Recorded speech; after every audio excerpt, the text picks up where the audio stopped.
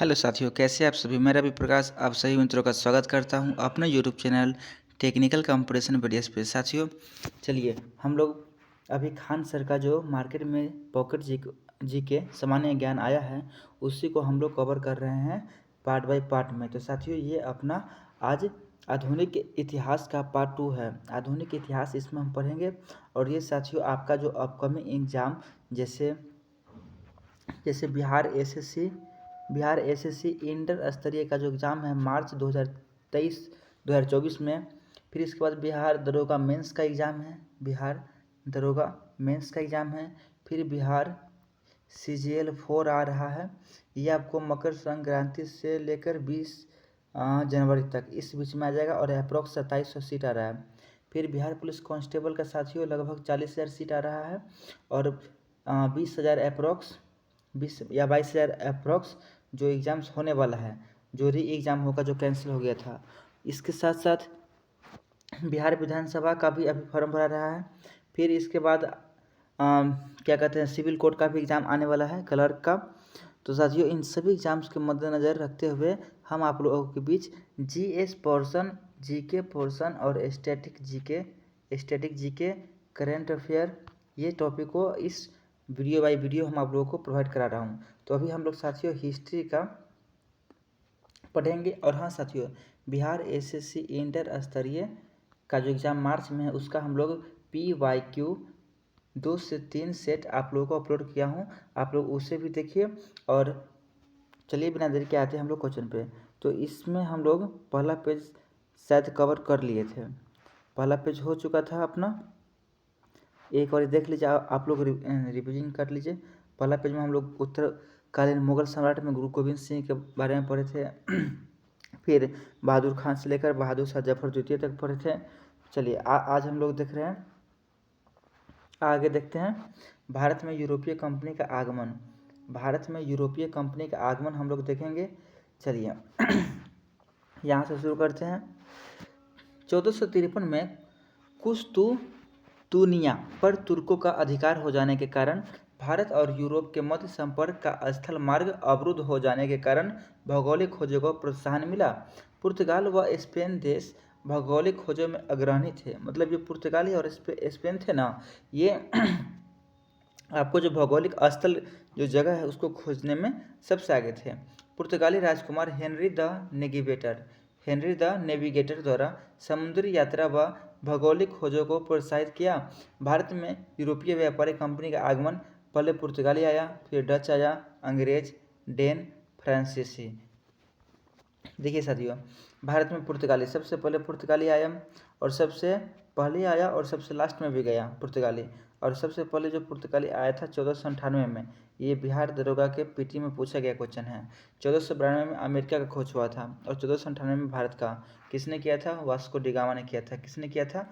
Vasco da Gama ने किए थे।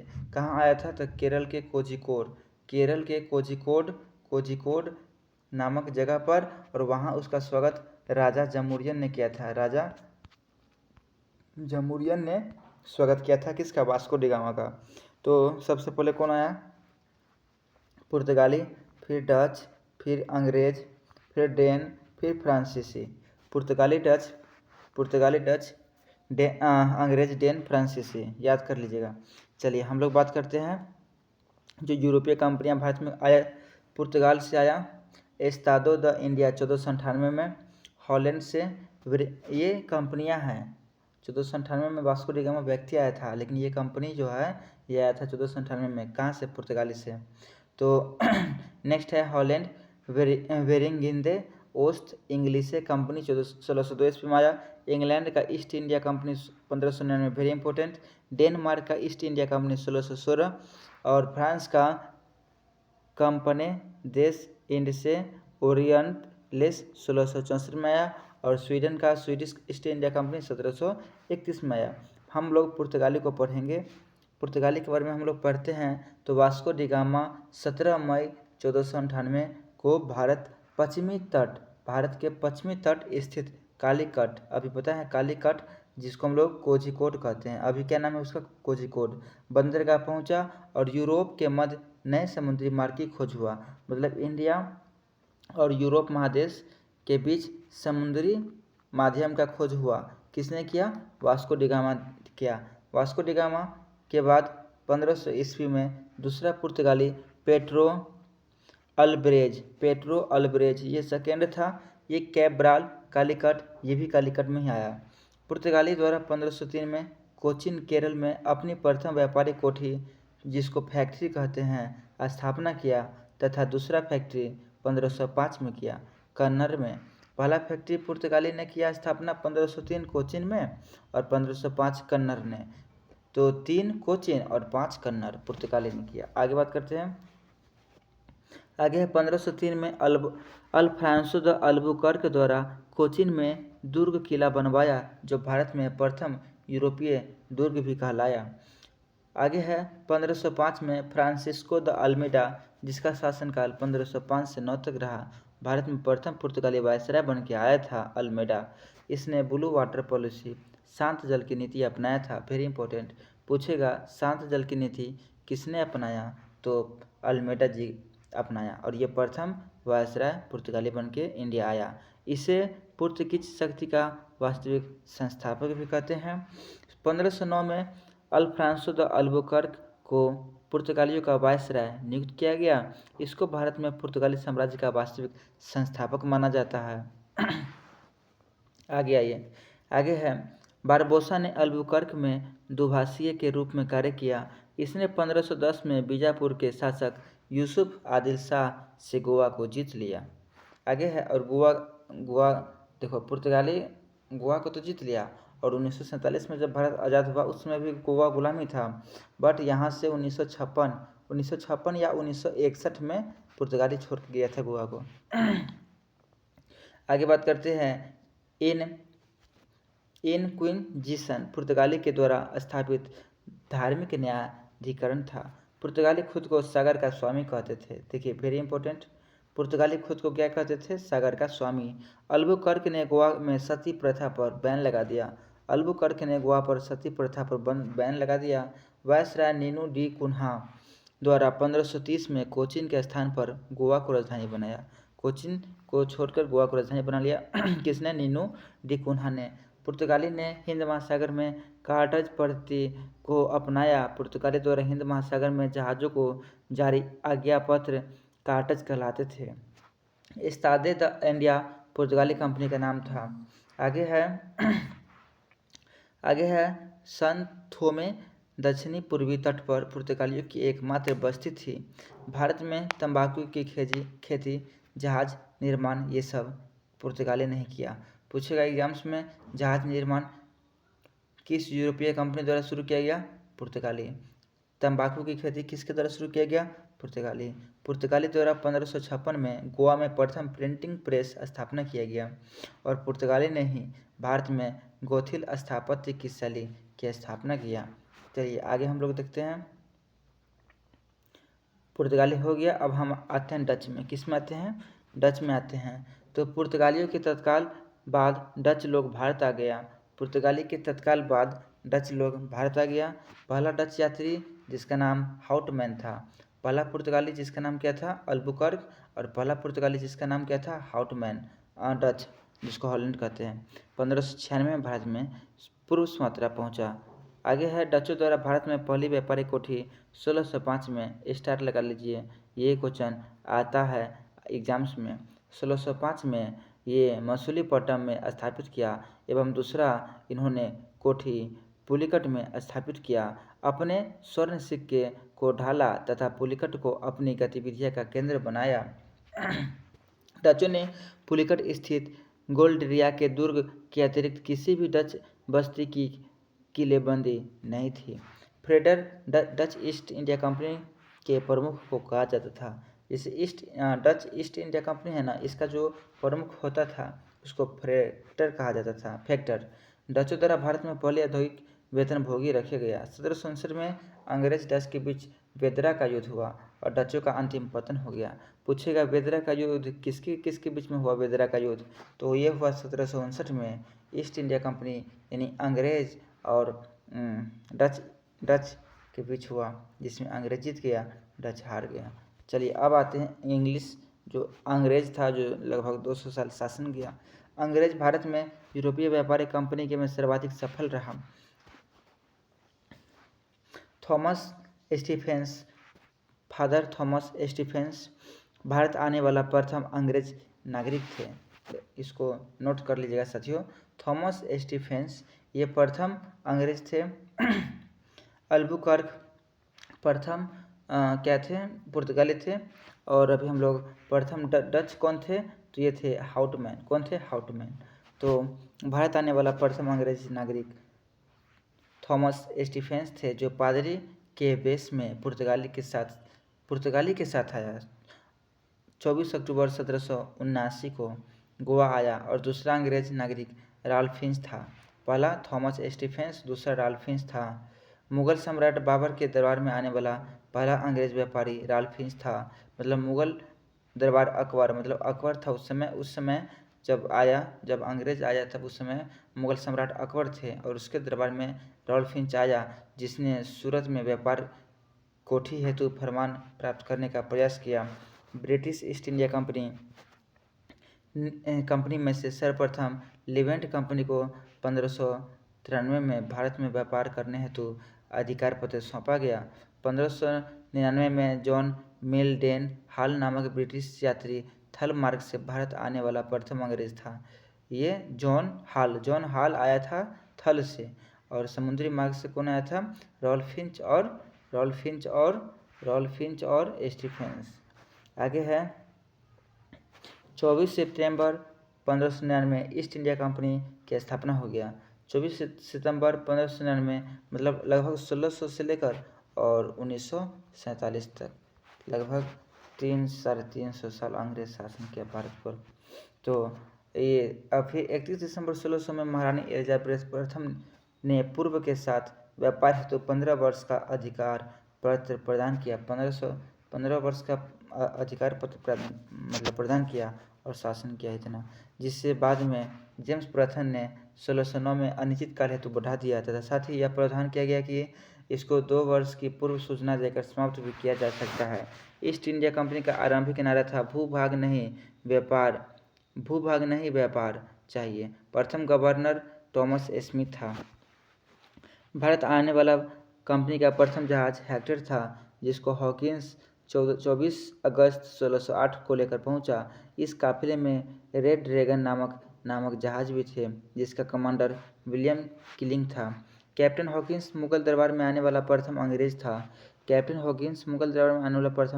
जो जेम्स प्रथम के राजदूत के रूप में 1608 में जहांगीर के दरबार में आया। जहांगीर ने हॉकिंस को सूरत व्यापार हेतु अनुमति दे दिया। फिर 1608 में सूरत में फैक्ट्री स्थापित किया, किंतु पुर्तगाली के विरोध के कारण अनुमति रद्द कर सूरत छोड़ने का आदेश दिया। किंतु सूरत में व्यापारियों ने कैप्टन बेस्ट के अधीन 2 अंग्रेज जहाज़ों को सूरत में रहने का अनुमति दिया। 1611 में दक्षिणी पूर्वी समुद्र तट पर सर्वप्रथम अंग्रेजों द्वारा मसूलीपट्टनम में व्यापारिक कोठी स्थापना किया गया। फिर इसके बाद दक्षिण पूर्वी समुद्र तट पर सर्वप्रथम अंग्रेज द्वारा मसूलीपट्टनम में व्यापारिक कोठी का स्थापना किया गया। फिर 1 साल के बाद कैप्टन बेस्ट ने सूरत बंदरगाह को जीत लिया। पुर्तगाली का एकाधिकार समाप्त हो गया। फिर 6 फरवरी 1613 मतलब 1 साल बाद जहांगीर ने एक शाही फरमान अंग्रेजों को सूरत में थॉमस एल्डवर्थ के नियंत्रण में व्यापार कोठी स्थापित करने का अनुमति मिला। फिर उसके 2 साल के बाद 1615 में सम्राट जेम्स प्रथम द्वारा सर थॉमस रो को अपना राजदूत नियुक्त किया गया तथा मुगल सम्राट जहांगीर के दरबार में भेजा गया, जो फरवरी। फिर 4 साल के बाद 1619 तक भारत में रहा। सर थॉमस रो जहांगीर और खुर्रम, जिसको शाहजहां कहते हैं, से अंग्रेजों हेतु कुछ व्यापारिक छूट प्राप्त करने में कामयाब हुआ। फिर इसके बाद हम लोग बात करते हैं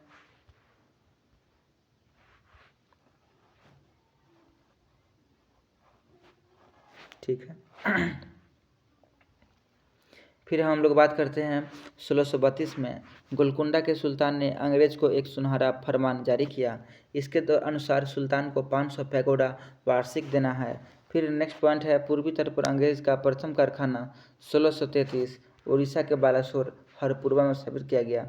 फिर उसके 6 साल के बाद 1639 में फ्रांसिस दे नामक अंग्रेज ने चंद्रगिरी के राजा दरमेला वेंकटप्पा से मद्रास पट्टे पर ले लिया तथा 1641 में अंग्रेज ने फोर्ट सेंट जॉर्ज नामक किला बनाया और भारत में भारत का अंग्रेज का प्रथम किला एवं प्रथम प्रेसिडेंसी थी। फ्रांसिस डे को ही मद्रास का संस्थापक कहा जाता है। आगे बात करते हैं 1651 में शाह शुजा से अनुमति प्राप्त कर ब्रिजमैन द्वारा बंगाल में 1652 में हुगली नामक स्थान पर बंगाल के प्रथम कारखाने की स्थापना किया गया। बंगाल के सूबेदार शाह शुजा ने 1651 में अंग्रेज डॉक्टर बॉटन के द्वारा हरम की एक स्त्री का उपचार करने पर एक निशान विशेष फरमान द्वारा 3000 रुपये वार्षिक कर के बदले बंगाल में व्यापार का विशेष अधिकार प्रदान किया। फिर 1661 में पुर्तगाली के राजकुमार कैथरीन बेंगरांजा का विवाह ब्रिटेन चार्ल्स द्वितीय से हो गया। पुर्तगाल का चार्ल्स द्वितीय को बम्बई दहेज में मिल गया। ये जो बम्बई है ना, जिसको अभी मुंबई कहते हैं, मुंबई दहेज में मिला था। किसको मिला था? चार्ल्स द्वितीय को। चार्ल्स द्वितीय को किसने दिया था? पुर्तगाली ने दिया था। क्यों दिया था? क्योंकि पुर्तगाली का जो राजकुमारी था कैथरीन, इनका शादी हो गया था चार्ल्स द्वितीय अंग्रेज के साथ। देख रहे हैं, शहर दहेज में मिलता था। फिर 1668 में चार्ल्स द्वितीय ने 10 पाउंड के वार्षिक किराए पर बम्बई, अब ये जो मतलब पुर्तगाली से जो दहेज में लिया था अंग्रेज बम्बई को, अब बम्बई ने क्या किया, 10 पाउंड के वार्षिक मतलब साल में 10 पाउंड के किराए पर ईस्ट इंडिया कंपनी को यह दे दिया, ईस्ट इंडिया कंपनी को। फिर 1687 में अंग्रेज ने पश्चिमी तट का मुख्यालय बम्बई को बना दिया। पश्चिमी तट का मुख्यालय बम्बई को बना दिया, पहले सूरत था। फिर गेराल्ड ऑगियर 1669 से 1677 सूरत का प्रेसिडेंट एवं बम्बई का द्वितीय ने बम्बई शहर की स्थापना किया और जॉर्ज ऑक्सीडेन पहला गवर्नर जनरल बन गया बम्बई का। विलियम हैजेज बंगाल का प्रथम अंग्रेज गवर्नर था। बंगाल का प्रथम अंग्रेज गवर्नर था विलियम हैजेज। बंगाल का प्रथम अंग्रेज गवर्नर विलियम हैजेज। 1698-99 में बंगाल के सूबेदार अजीमुस्सान की अनुमति प्राप्ति के बाद कंपनी ने जमींदार इब्राहिम खान से 1200 रुपये में तीनों गांव गोविंदपुर, सुल्तानी, कालीकाता की जमींदारी खरीद इसको मिलाकर आधुनिक कलकत्ता की नींव 1699 में जॉब चारनाक द्वारा रखा गया और विलियम तृतीय के नाम पर फोर्ट विलियम कॉलेज का फोर्ट विलियम के किला का निर्माण किया गया। फिर है 1715 में जॉन सरमन के नेतृत्व में एक ब्रिटिश दूत मंडल व्यापारिक रियायतें प्राप्त करने हेतु मुगल बादशाह फर्रुख सियार से मिला। फर्रुख सियार द्वारा 1717 में फरमान जारी कर दिया। बंगाल 3000 रुपये वार्षिक कर के बदले में कंपनी के व्यापार को सीमा शुल्क से मुक्ति प्रदान कर इस फरमान को कंपनी का मैग्ना कार्टा कहा गया। ईस्ट इंडिया कंपनी को जॉन कंपनी के नाम से भी जाना जाता था। Calcutta British east India company का मुख्यालय था। Calcutta British east India company का हेडक्वार्टर था। ब्रिटिश ईस्ट इंडिया कंपनी की स्थापना के दौरान भारत का मुगल सम्राट अकबर था, किंतु भारत में प्रथम ब्रिटिश फैक्ट्री का स्थापना के दौरान सम्राट जहांगीर था। अब आते हैं Denmark. Denmark east India company 1616 में स्थापित हुआ। इसने 1620 में प्रथम डेनिश व्यापारिक समझौते द्वारा त्रेकोबार तमिलनाडु में एवं 1676 में सेरामपुर बंगाल में अपनी व्यापारिक कोठी की स्थापना किया। सेरामपुर डेनमार्क कंपनी का प्रमुख केंद्र और हेडक्वार्टर था। 1745 में डेनमार्क ने अपनी भारतीय वाणिज्य कंपनी को अंग्रेज को बेच दिया।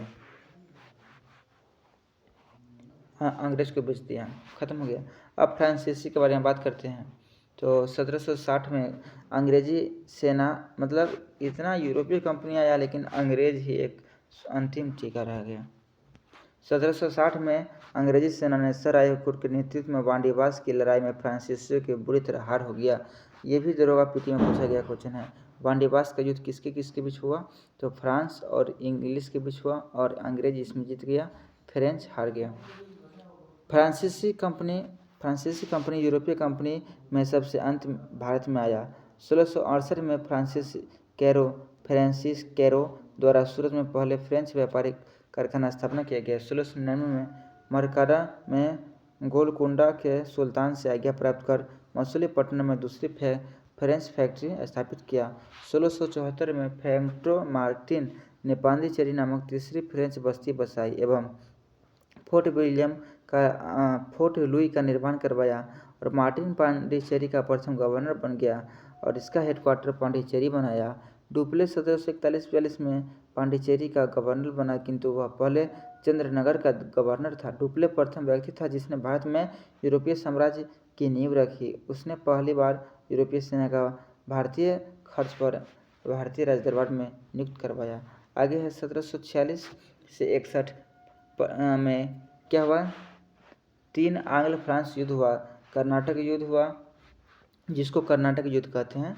प्रथम आंग्ल फ्रांस युद्ध 1746 से 48 ऑस्ट्रिया के उत्तराधिकारी के युद्ध से प्रभावित था, जो 1748 में एरा सापला की संधि हुआ और ऑस्ट्रिया का उत्तराधिकार समाप्त हो गया। इस संधि के तहत प्रथम आंग्ल फ्रांस युद्ध समाप्त हो गया। दूसरा की बात करते हैं 1749 से 54। इसमें क्या हुआ? फ्रांसीसी गवर्नर डुप्ले हार गया। इसे भारत से वापस बुलाकर इसकी जगह गोडेहू को अगला फ्रांसीसी गवर्नर बनाया गया तथा पांडिचेरी की संधि हो गया।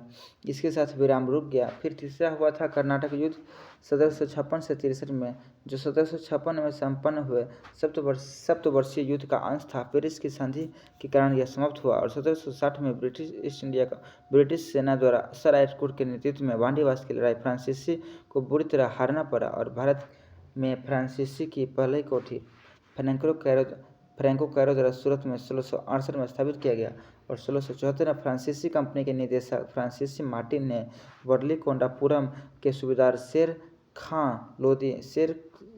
लोदी से पुदुचेरी नामक एक गांव प्राप्त किया, जो कालांतर में पांडिचेरी के नाम से था। 1761 में पांडिचेरी को अंग्रेज ने फ्रांसीसियों से छीन लिया और 1763 2 साल के बाद संपन्न हुई पेरिस की संधि के द्वारा अंग्रेज ने चंद्रनगर को छोड़ शेष अन्य प्रदेशों को वापस दे दिया और 1749 में फ्रांसीसी कब्जे में थे। तब यह प्रदेश भारत की आज़ादी तक फ्रांसीसी के कब्जे में रहा।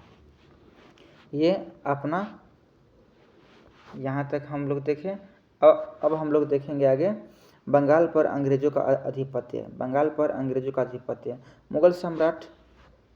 मुगल साम्राज्य के अंतर्गत शामिल प्रांतों में बंगाल सर्वाधिक संपन्न राज्य था। मुगल कालीन बंगाल में आधुनिक पश्चिम बंगाल, बिहार, बांग्लादेश एवं उड़ीसा शामिल थे। बंगाल में डच, अंग्रेज, फ्रांसीसी व्यापारी कोठी स्थापित किया। सबसे ज़्यादा यहाँ पर महत्वपूर्ण था हुगली। 1651 में शाह शुजा से इजाज़त लेकर ब्रिटिश ईस्ट इंडिया कंपनी ने बंगाल के हुगली में अपने प्रथम कारखाना की स्थापना किया और बंगाल में स्वतंत्र राज्य की बुनियाद मुर्शिद कुली खान दक्षिण का एक ब्राह्मण था ने डाली, जिसे 1701 में बादशाह औरंगजेब के द्वारा सीधे तौर पर बंगाल का अंतिम नायाब सूबेदार नियुक्त किया गया, किंतु वह मुगल बादशाह को राजस्व भेजता था। आगे है 1704 में मुर्शिद कुली खान ने अपनी राजधानी ढाका से मुर्शिदाबाद किया, जो भागीरथी नदी के तट पर है। इसने इजारेदारी प्रथा प्रारंभ करके खेतिहरों को तकाबी ऋण प्रदान किया। इसका उत्तराधिकारी सुजाउद्दीन इसका दामाद हुआ। फिर 1740 में गिरिया का युद्ध हुआ। बिहार के सर सूबेदार अलीवर्दी खान ने सरफराज का वध कर बंगाल का नवाब बन गया और अपने शासनकाल में मुगलों को राजस्व देना बंद कर दिया और इसके शासनकाल में बंगाल का समृद्धिशाली बना और बंगाल का भारत का स्वर्ग कहा जाने लगा। गिरिया का युद्ध 1740। आगे 1756 में अलीवर्दी खान की मृत्यु के बाद इसका दामाद सिराजुद्दौला बंगाल का नवाब बन गया और इसके विरोधियों ने पूर्णिया के नवाब शौकत जंग, चचेरा भाई था शौकत जंग, बीस-सिटी बेगम जो मौसी थी और सेनापति मीर जाफर जो बहनोई था, ये प्रमुख थे। 15 जून 1756 को नवाब सिराजुद्दौला ने कंपनी के कार्यों से तंग आकर कलकत्ता पर आक्रमण किया तथा कलकत्ता का नया नाम अली नगर रखा तथा मानिक चंद को किले का प्रभारी नियुक्त किया गया। नेक्स्ट पॉइंट, सिराजुद्दौला ने 20 जून 1756 को फोर्ट विलियम पर अधिकार करके 146 अंग्रेज स्त्री, पुरुष एवं बच्चा को एक छोटी सी कोठरी में बंद किया और अगली सुबह इनमें से 23 व्यक्ति ही जीवित रहे। अंग्रेज इतिहासकारों ने इसे काल कोठरी त्रासदी की संज्ञा दिया। आगे है अक्टूबर 1756 में कंपनी ने क्लाइव के नेतृत्व में एक सैन्य अभियान कलकत्ता भेजा, कलकत्ता पर पुनः अधिकार किया, जिसके परिणाम स्वरूप फरवरी 1756 में कंपनी व सिराजुद्दौला के मध्य अली नगर की संधि हुआ। फिर इसके बाद बात करते हैं 23 जून 1757 को बंगाल के मुर्शिदाबाद जिले में पलासी गांव भागीरथी नदी के तट पर जो है क्लाइव और सिराजुद्दौला के सेना के मध्य युद्ध हुआ। मीर जाफर, यार लतीफ़ खान और राय दुर्लभ के विश्वासघात के कारण नवाब पराजित हो गया और 1757 28 जून को मीर जाफर को बंगाल का नवाब नियुक्त किया गया और बंगाल का प्रथम क्रांति हम लोग प्लासी के युद्ध को कहते हैं। मीर जाफर द्वारा अंग्रेज को 1757 से 60 के मध्य 3 करोड़ रुपये घूस दिए एवं क्लाइव को भी बहुत भेंट दिया। बंगाल के नए गवर्नर विंसीटाट ने 1760 में मीर जाफर के स्थान पर मीर कासिम को नवाब नियुक्त किया और इस घटना बंगाल की द्वितीय क्रांति कहा गया। अंग्रेज के हस्तक्षेप से बचने हेतु मीर कासिम अपनी राजधानी मुर्शिदाबाद से बिहार मुंगेर ले गया। मीर कासिम द्वारा गुगरिन खान नामक आर्मेनियन के नियंत्रण में सेना को यूरोपीय ढंग से प्रशिक्षित किया एवं मुंगेर में तोप निर्माण हेतु कारखाना स्थापित किया। नेक्स्ट पॉइंट, मीर कासिम शाह आलम द्वितीय मुगल सम्राट था और सिराजुद्दौला अवध के नवाब था और इन्होंने मिलकर अंग्रेज के खिलाफ एक सैन्य गठबंधन बनाया और 23 अक्टूबर 1764 को बक्सर बिहार के आरा जिले में स्थित है इसके मैदान में हेक्टर मुनरो के नेतृत्व वाली अंग्रेजी सेना का मुकाबला किया और इस युद्ध में भी अंग्रेज जीत गया। आगे बात करते हैं बंगाल के नवाब। मुर्शिद कुली खान शासनकाल 1713 से लेकर 27, सुजाउद्दीन 1727 से 39, सरफराज खान 1739 से 40, अलीवर्दी खान 1740 से 57। फिर इसके बाद सिराजुद्दौला 1756 से लेकर 57 तक था। मीर जाफर 1757 से 1760 और 60 से 63 मीर कासिम, 63 से 65 मीर जाफर। फिर निजाम उद्दौला 1765 से 66 और सैफ उद्दौला 1786 से 70, मुबारक उद्दौला 1717 से 1775। नेक्स्ट है प्लासी के युद्ध में मोहनलाल व मीर मदान के नेतृत्व में एक छोटी सेना नवाब के प्रति वफादार रही। मीर मदान लड़ते हुए वीर गति को प्राप्त हुआ। बंगाल की राजधानी का क्रम था, तो बंगाल की राजधानी का क्रम था ढाका, मुर्शिदाबाद, मुंगेर। ढाका, मुर्शिदाबाद, मुंगेर। DMM 12 अगस्त 1765 को क्लाइव ने मुगल बादशाह शाह आलम से इलाहाबाद की पहली संधि किया और अवध के नवाब सिराजुद्दौला 1765 को इलाहाबाद की दूसरी संधि किया। मतलब सुजाउद्दौला से दूसरी संधि और शाह आलम से पहली संधि किया। नेक्स्ट टॉपिक, अंग्रेज के मैसूर से संबंध। अंग्रेज के मैसूर से संबंध। फिर इसके बाद हम लोग देखेंगे सिख एवं अंग्रेज। तो चलिए आज वीडियो में इतना ही रखते हैं, अधिक से अधिक शेयर कर दीजिएगा आप लोग। यहाँ पर देखिए हम लोग ये पढ़ेंगे, यहाँ से अंग्रेज के मैसूर से संबंध। मैसूर पूर्व में विजयनगर राज्य के अधीन था। 1612 में वेंकट द्वितीय विजयनगर के राजा वाडियार को मैसूर राजा की उपाधि दिया। मैसूर राज्य की स्थापना विजयनगर साम्राज्य के अवशेषों पर हुआ। नेक्स्ट है पॉइंट, वाडियार वंश के अंतिम शासक चिल्का कृष्ण राज द्वितीय के शासनकाल के दौरान राज्य की वास्तविक सत्ता देवराज एवं नंद राज के हाथों में चला गया। फिर 1719 में संपन्न हुए दिल्ली समझौते के तहत मुगल सम्राट द्वारा मैसूर के चौथ वसूली अधिकार मराठों को दे दिया गया। फिर उसके 30 साल बाद यानी 1749 में हैदर अली ने अपने सैनिक जीवन की शुरुआत नंद राज के सैनिक अधिकारी के रूप में किया। फिर उसके 6 साल बाद 1755 में हैदर अली जो तमिलनाडु का फौजदार था, इसी वर्ष हैदर अली का डिंडीगुल व तोप गोला बारूद बनाने के कारखाना फ्रांसीसी कंपनी की मदद से स्थापित किया और हैदर ने खंडे राव नामक ब्राह्मण को अपनी निरक्षरता छुपाने हेतु सहयोगी बनाया था और 1761 में हैदर अली मैसूर का शासक बन गया। 1764, 1766 और 1771 में हैदर अली मराठों के आक्रमण हुआ और 1764 में हली बली के युद्ध में हैदर को मराठों द्वारा पराजित होना पड़ा। नेक्स्ट पॉइंट, यूरोपीय आधार पर सैनिक प्रशिक्षण सूत्रपात करने वाला हैदर अली प्रथम भारतीय शासक था। नेक्स्ट पॉइंट, हैदर अली 1782 में द्वितीय आंग्ल मैसूर युद्ध के दौरान वीरगति हो गया। द्वितीय आंग्ल मैसूर युद्ध के दौरान हैदर अली मृत्यु हो गया। टीपू सुल्तान का हो गया चौथे आंग्ल मैसूर युद्ध के समय। आगे बात करते हैं, हैदर अली का उत्तराधिकारी टीपू सुल्तान हैदर का पुत्र हुआ और 7 प्रांतों में विभाजित किया अपने साम्राज्य को। आगे है पाश्चात्य प्रशासनिक व्यवस्था को अंशतः अपनाने वाला टीपू सुल्तान प्रथम भारतीय शासक बना। नेक्स्ट पॉइंट, टीपू सुल्तान द्वारा फ्रांसीसी क्रांति से प्रभावित होकर श्रीरंगपट्टनम में जैकोबिन क्लब की स्थापना किया एवं उसका सदस्य बन गया। फिर 1796 में टीपू ने एक नौसेना बोर्ड की गठन किया और मंगलोर, दातिजाबाद और मुरीदाबाद डॉकयार्ड का निर्माण करवाया। नेक्स्ट, अंग्रेज लेखक द्वारा टीपू को सीधा साधा दैत्य एवं टॉमस मुनरो को टीपू का अशांत आत्मा कहा गया। टीपू को अशांत आत्मा टॉमस मुनरो ने कहा। नेक्स्ट है चतुर्थ आंग्ल मैसूर युद्ध 1799 में टीपू की मृत्यु हो गया। टीपू को शेर ए मैसूर कहा जाता है। टीपू से राजसी झंडे पर शेर की तस्वीर होती है। और चौथे मैसूर युद्ध के बाद मैसूर के विलय के बाद गवर्नर जनरल बेनेजली घोषणा किया, पूर्व का साम्राज्य हमारे पैरों में है एवं अब भारत हमारा है। नेक्स्ट पॉइंट, अंग्रेज ने वाडियार वंश के एक बालक कृष्ण राय को मैसूर की गद्दी पर बिठाया एवं उससे मैसूर का एक छोटा सा भाग देकर टीपू की परिवार से सभी सदस्य को वेलूर मठ में कैद कर दिया। नेक्स्ट, 1831 में लॉर्ड विलियम बेंटिक ने कुशासन के आरोप से मैसूर का प्रशासन कंपनी के हाथ में ले लिया और रिपन ने 1881 में बेंटिक द्वारा हड़पे गए मैसूर राज्य को दोबारा से वाडियार राजवंश को लौटा दिया। चलिए अब यहाँ पर कुछ पॉइंट्स और हैं, जैसे प्रथम आंग्ल मैसूर युद्ध, द्वितीय आंग्ल मैसूर युद्ध, तृतीय आंग्ल मैसूर युद्ध, चतुर्थ है। तो पहला हुआ था 1767 से 69। इसमें क्या हुआ था, तो मद्रास की संधि।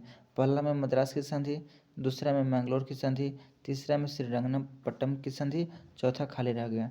द्वितीय आंग्ल मैसूर युद्ध के समय गवर्नर जनरल कौन था, वारेन हेस्टिंग। इसके समय हुआ था मैंगलोर की संधि। तृतीय आंग्ल मैसूर युद्ध कार्नवालिस श्रीरंगपट्टनम की संधि और चौथा आंग्ल मैसूर युद्ध वेनेजली थे और इस समय मतलब कोई संधि नहीं हुआ। इस युद्ध में मराठा अंग्रेज की संयुक्त सेना एवं हैदराबाद के निजाम मैसूर के खिलाफ लड़े और 1760 में वांडीवास युद्ध में अंग्रेज ने सर आयरकुट के नेतृत्व में लाली के नेतृत्व वाली फ्रांसीसी सेना का पराजित किया गया। साथियों आज इतना ही रखते हैं, फिर पार्ट 3 में हम लोग सिख एवं अंग्रेज पढ़ेंगे। तो ये 6 पेज तक आज कंप्लीट हुआ। तो वीडियो को शेयर कर दीजिए, अधिक से अधिक लाइक कीजिए और अपना जो बिहार एसएससी बिहार दरोगा मेंस का पेपर है उसके लिए तैयारी जम के कीजिए, 2024 में जॉब लीजिए। फिर मिलते हैं नेक्स्ट क्लास में। जय हिंद, जय भारत।